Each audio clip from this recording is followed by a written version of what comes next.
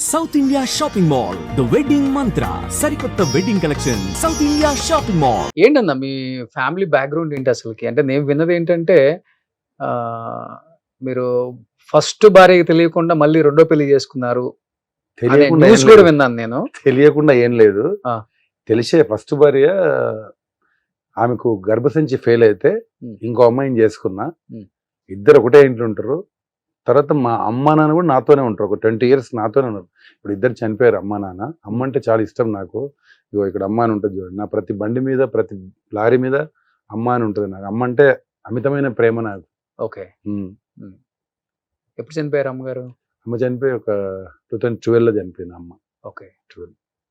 ఇప్పుడు first wife second wife కూడా ఒకే ఇంట్లో ఒకటే ఇంట్లో. ఓకే. ఉమ్. సో వాళ్ళిద్దరి మధ్య ఎటువంటి ఎలాంటి ఇది లేదు. నేను చేసుకున్న తర్వాత బాబు పుట్టాడు. పుట్టిన తర్వాత ఆమె అడిగింది పెళ్ళి అయిందంటే అవును అయిందన్న. మరి ఎందుకు కొంచెం తీసుకొచ్చే ఇంటికి అన్న అంతే. ఓ సెకండ్ వైఫ్ తెలియకుండా చేసుకున్నా అంటే తెలియకుండా తెలియదు. చేసుకున్నా ఏదో ఫెస్టివల్ వస్తే ఏంటి పూజ చేయాలంటే వద్దని నేను.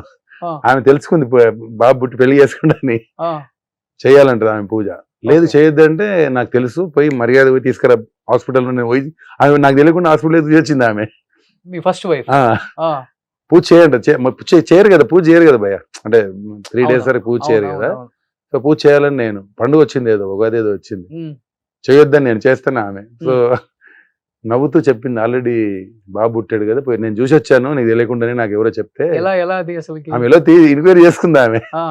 ఇంకా డైరెక్ట్ ఆమెనే వెళ్ళి తీసుకొచ్చింది. నేను కూడా పోలే హాస్పిటల్ తీసుకొచ్చింది ఇంట్లో.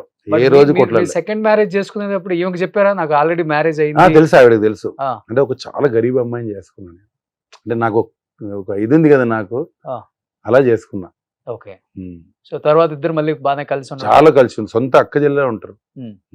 ఏ రోజు చిన్న అందరు మా ఏరియాలో మా బస్సులో షాక్ అవుతారు. ఆయన ఎంత మంచిగా ఒక చిన్న లల్లు ఉండదు ఇంట్లో.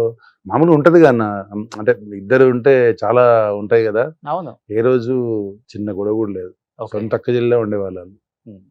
ఇప్పుడు ఉన్నారా పెద్ద మీ ఫస్ట్ పెద్ద ఆవిడ లేదు. ఆమె చనిపోయి 21 చనిపోయింది ఆవిడ. ఓకే. కరోనా. కరోనాలో ఏం లేదు, మామూలుగానే కరోనా టైంలో చనిపోయింది. కానీ కరోనా ఏం లేదు. ఆమెకు షుగర్ ఉండే బాగా. షుగర్ వల్ల ఒక 10 years స్ట్రగుల్ అయినా తర్వాత ఇది అయిపోయింది. ఇప్పుడు ఏం చేస్తున్నారు పిల్లలు? బాబు నాకు కన్స్ట్రక్షన్ చూసుకుంటాడు. అంత పెద్ద పిల్లలు ఉన్నారు. పాప మ్యారేజ్ అయిపోయింది. పాపది కూడా అయిపోయింది. పాపకు బాబు మొన్ననే చేశాను ఒక 1.5 year బాబుది. ఓకే. పాపది 3 years అయింది.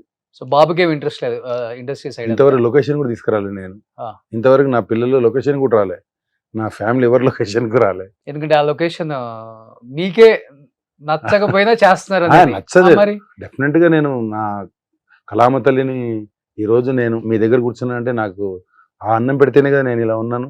నచ్చేదని కాదు, అంటే ఇండస్ట్రీ మారింది. ఇంత ముందులా లేదంటున్నా నేను.